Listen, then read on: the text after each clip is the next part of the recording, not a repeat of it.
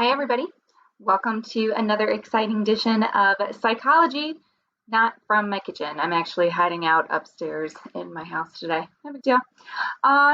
Today, we are continuing in our journey of AP Psychology, and we're moving on to Unit 4. And Unit 4 is States of Consciousness, which is going to include for the AP Psychology exam sleep and psychoactive drugs. However, in this category, we also sometimes see material that is dealing with hypnosis. So, beyond my sleepy puppy here, we are going to look at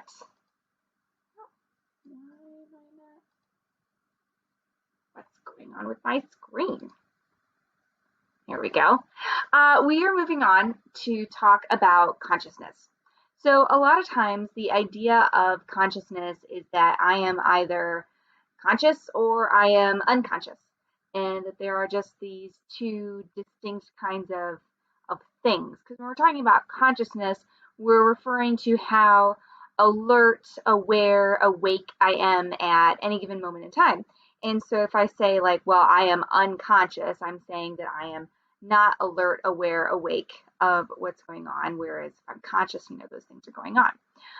But we often fail to realize is that consciousness is really more of a spectrum of awareness, where, yeah, on one side you are like totally and 100% unconscious of the things that are going on around you, and then on the other end you really are very much aware and awake, and totally know all the things that are going on in your presence. And we spend our daily lives kind of moving along this spectrum where we spend some parts of our day like really with it and knowing everything that's going on. And then there's other parts of our day where we're really tuned out and maybe not totally unconscious, but definitely kind of this sliding scale of consciousness. And so that's where our topic today is going to fall into, and that is going to deal with drugs. So when I say drugs, technically in the field of psychology, we are referring to what's specifically known as a psychoactive drug. Okay, psychoactive drugs are not specifying their legality. Okay, a psychoactive drug is any kind of chemical substance that I would ingest that can alter my mood, my perceptions, and my behavior. So there are a significant amount of legal psychoactive drugs as well as illegal psychoactive drugs. And the point being is that from a psychological standpoint, we don't make a difference between the two. We are saying that any one of these things has the potential of altering my consciousness, altered states of consciousness, and it's influencing how I think and feel and behave in the world around me. So when it comes to psychoactive drugs, there's various ways, of course, that we would ingest that drug, but really what we're just talking about is that it's going to be brought into my body. Okay, so I am ingesting a psychoactive drug, and that when I do this, I am altering the way that my brain is going to operate, and that there are going to be potentially some side effects of using this psychoactive drug. And so one of those things that we talk about is that when I utilize a psychoactive drug to change or to alter my mood, my behavior, my perceptions, I may develop what's known as a tolerance for that drug. And tolerance is referring to with repeated exposure to a particular psychoactive drug, my body may start requiring more and more of that drug to achieve some sort of desired effect from it. And so, whereas you might have a younger person who does not regularly consume caffeine, for example, and then in high school, maybe they start having like a cup of coffee in the morning each day. By the time that person then is into their 30s, they may be consuming several cups of coffee a day and getting that same kind of effect they did from one way back when they weren't consuming very much. And so this tolerance, this buildup of tolerance is referring to, I need more and more of a particular drug to achieve some sort of desired effect. Once I start developing tolerance for particular types of psychoactive drugs and then I don't get my psychoactive drug, I may start feeling some undesirable side effects, which are known as withdrawal. Now, when we think of withdrawal, a lot of times our brain goes towards somebody who's like a heavy drug user or something like that, but there is caffeine withdrawal. Many people who expose themselves repeatedly to caffeine will then, let's say the coffee pot breaks and you don't have a way to get to Starbucks or Dunkin' Donuts or Tim Hortons or whatever to get your fix, that people might experience not only lethargy, but headaches, grumpiness. They might just be an overall kind of unpleasant and mood, and they might feel almost physically ill because they have not received that psychoactive drug. And so this is an effect of withdrawal. Now, withdrawal is a telltale sign that a person is experiencing what is known as a physiological dependency.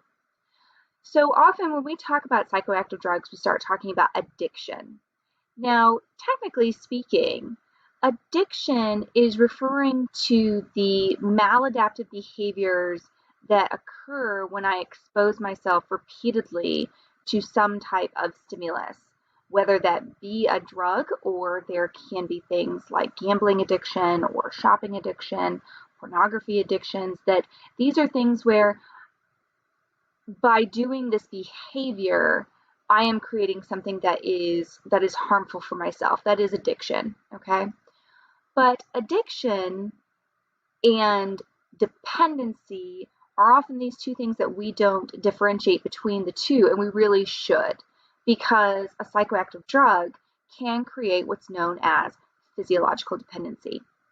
So when I consume a psychoactive drug and I'm putting it into my body and it is altering the way that my neurons are going to produce the various neurotransmitters of my nervous system, that by changing that, by altering that, I might start developing a dependency in which, in order to make my body function as it should, I need to have that psychoactive drug. Otherwise, my body isn't operating like it could be, and almost like in a health sense. So, for example, if I were to consume the psychoactive drug caffeine, which we know is a stimulant that's going to give me an increased amount of energy and make me more alert and aware and awake, so it's increasing my consciousness, that there are other neurotransmitters within the body, within the nervous system, that would normally do those things, that would make me more alert and aware and awake of things that are happening around me. So when the brain recognizes that these chemical compounds of caffeine have entered into it, they start pumping the brakes on producing the neurotransmitters that would do that same thing, because it's recognizing that, they are there in the body. I don't need to make as much. And so that is actually the cause of what's known as a physiological dependency, because what will happen then is that if I do not ingest my psychoactive drug, my brain doesn't know that. My neurons don't know that I'm not going to have that cup of coffee here in a half an hour or something like that. And so they're not on the get-go to start producing those normal neurotransmitters like they would have. And so now, in order for me to feel normal, I need to consume that psychoactive drug. And this is going to become a really complicated issue when we start talking about like really heavier kinds of drugs, things like cocaine or heroin, in which a person is also going to create a physiological dependency. And the idea that they simply just, snap their fingers and they stop consuming this drug as a way to, make themselves healthier again, that can actually have more adverse consequences to the overall health of that person. And so we have to look at what exactly these drugs are doing to my brain chemistry. Now, this is going to be different, however, than what we call a psychological dependency. In a psychological dependency, my brain, from a cognitive standpoint, thinks that I need to have a drug in order to function. So, like, physiological dependency is that there is a physical change that is happening within the body in order to make me physically need to have that psychoactive drug. Whereas a psychological dependency is one where my mind is telling me that I need to have this drug. Now, both of these things can work interchangeably, and they do for many people. But there are certain types of psychoactive drugs that actually do not create physiological dependency. But that doesn't mean that they're okay for us because they do still run the risk of psychological dependency. One such drug, for example, is marijuana, that uh, studies tend to point that there isn't really a physiological dependency that happens with marijuana usage. And some people use that as a way to promote, like, this is a safe drug, this is something that's not going to be as harmful because it doesn't have that physical change. And that may be true, but you are also ignoring the fact that you can create a psychological dependency and you can create addiction with something like that, which can still have detrimental effects on on your person. And so a psychological dependency is when I think that I need the drug. These are really, really common for things that relieve stress, especially with when dealing with sleep. So a lot of your like sleep kind of medications or things that people do to make them sleepy can create psychological dependency with them. So this should look familiar to us. We are back to our neuron. And so just a quick recap of how these drugs are working inside of the body. So we recognize this diagram right here as an axon terminal, and that my axon terminal is not touching the receiving neuron or the muscle fiber, depending on what type of neuron it is. There is the space in between the synapse, the synaptic gap. There are receptor sites on my receiving neuron, and here I have my vesicles that are containing neurotransmitters, and when they get the physical push of that action potential, they burst open, they release the neurotransmitters. Those neurotransmitters are going to find their very own receptor sites, and bada bing, bada boom, here we go, we have neural transmission. So in my normal neurotransmitter molecule, they fit like a lock and a key, and that here is my key, here is my lock, and it's going to unlock a new action potential. And this is how the brain is supposed to work. This is how neurons are supposed to work. Whereas an agonist, or more commonly referred to as a stimulant, stimulants can work in two ways. One is that my stimulant is going to sit into my receptor site, and it's still going to activate the receptor site because it is close enough to the normal neurotransmitter to fit okay and still get an action potential to go on. So that's one way that a stimulant or an agonist is going to get me high.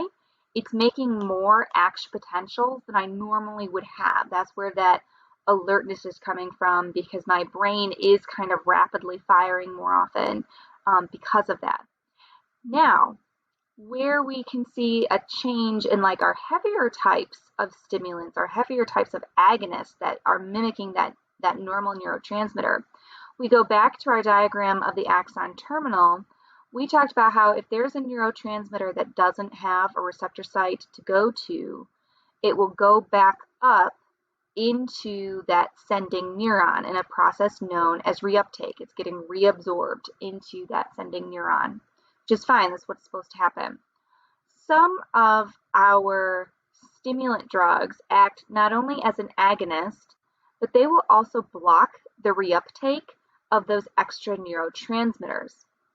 And so because they are being blocked, the reuptake is being blocked, you have neurotransmitters that are just hanging out in the synapse, which they don't want to do. They don't want to be there. They want to either be in a sending neuron or a receptor site of a receiving neuron. So what's going to happen is that as soon as these receptor sites become available, as opposed to when an action potential comes along and actually pushes neurotransmitters into these receptor sites, as soon as they become open, there's a neurotransmitter, there's a chemical molecule that's ready to fill that spot. And so it's going to create a brand new action potential that normally would never have come to be. And so this is how some of my really heavier kinds of stimulant types of drugs, talk about like cocaine, methamphetamine, that sort of thing, they're also going to block the reuptake of neurotransmitters. And then we have our depressants or our antagonists, which are down here. An antagonist, like alcohol, for example, or heroin, all of your opiate family, that they work by sitting inside of my receptor site and not doing anything. They just sit there. They don't go do anything whatsoever. They sit there and they block neural transmission. And so because that neural transmission is not happening like it should, you're slowing everything down in the body. One of the classic ways that we see antagonists working is they block pain receptors. So what's going to happen is that if I were to have an injury, for example, the way that I feel pain in my injury is by getting that pain message up to my brain. So a lot of your pain medications are actually antagonists because they're blocking that pain message from getting up to my brain. They're not taking away the pain. The pain still exists. It's just the message of pain isn't reaching your brain, and the reason for that is it's allowing for better recovery. It's allowing you to not allowing you to rest better so that your body can heal itself. So I mean, there's a reason why our painkillers work the way that they do, but they are antagonists. And because they're slowing everything down, I'm taking that pain away, there can be some really pleasurable feelings from that. And another reason why we get that that physiological dependency on antagonists is that I feel calm, I feel more relaxed, I might have certain sensations of pleasure because I'm not feeling physical pain, mental pain, anything like that. And so that's why our depressants are really going to be just as powerful as our stimulants. So agonist, antagonist, stimulant, depressant, those are two of our major categories of psychoactive drugs, but we also have a third. And so we talked about that already. So to talk about our different types of like depressant stimulants, our third type of drug category is a hallucinogen. So when we look at the commonality of drugs, number one most common psychoactive drug in the world is caffeine. All right, followed by alcohol and by nicotine. That those are the most common. So we have two stimulants, we have a depressant. Then we start getting into heavier kinds of drugs, like we mentioned about cocaine, methamphetamine, heroin. Heroin is an opiate. So there's actually three different types. There's opium, there's morphine, and there's heroin. And they're all derivatives of the same type of plant, which is the poppy. And then, of course, there are synthetic versions of these as well, but they're all part of that kind of opiate family. But then we have these hallucinogens. So one hallucinogen is ecstasy, or MDMA, which is actually a combo hallucinogen and stimulant. We have LSD, which is probably our most common hallucinogen out there. And then, of course, we have marijuana. And marijuana is tricky because it does not neatly fit into any one of our three categories. It has properties of being a hallucinogen, it has properties of being a stimulant, and it has properties of being a depressant. But my hallucinogens are going to work very differently than my agonists and my antagonists, in that we know that in the brain we have very specific neural circuitry. Okay, we have these neurotransmitter highways in which there are certain neurons that you're going to find your different types of neurotransmitters, and that's kind of the pathways that they follow. A hallucinogen is going to work by altering the structure of those pathways. And that's why the effects of a hallucinogen are one where there's like an enhancement of different types of sensory properties, kind of that mood altering type of experience that a person would get. And it's because it's not following that normal neural pathway. And some people make the argument like, well, oh, this isn't as bad because there isn't that physiological dependency with a with a hallucinogen. But the problem is going to be is that those pathways exist for a reason, and they are there kind of like if you think about walking through the woods, your pathway is the trail. Okay, you stick to the trail because you're going to get to your destination faster. It's going to be the quickest route. Okay, the easiest way. You follow the trail. Hallucinogens don't make us follow the trail, and if there is prolonged usage, that old worn trail that used to be there isn't going to exist anymore. And so we talk about how hallucinogens can actually create this sort of permanent brain damage. By brain damage, what we mean is that you are physically altering the way that your brain is functioning, and that can have some really long-term consequences. There's your stereotypical person who's been, for example, smoking marijuana for almost their entire life, and that kind of stoner vibe of like being very slow, being very mellow, but also not always being cognitively with it all the time. That where that stereotype kind of comes from is from the fact that we do know that these hallucinogens, one, they can make you very, very dangerous to yourself because you have a lot of people who they become injured while they are utilizing a hallucinogen, which of course is bad. But then you also have, from their prolonged usage, some major altering of how the brain is going to work. And that might have some pretty significant long-term consequences for you. So the idea that there are quote unquote safe drugs, even if they're legal, okay, legality is really kind of not the point in terms of psychology. We look more at how are they altering the way that I think and how I behave and my moods and my perceptions of the world around me. And the truth is that all psychoactive drugs are going to do this. So what you do with that information, of course, is all on you, but that is the perspective of psychology and looking at psychoactive drugs and how they alter my states of consciousness. So next time, we're going to talk about a little bit more of a G-rated topic in the way that we alter our sleep all the time, and that is, of course, while we are sleeping. So until then, you all have a great day. Thanks for joining me.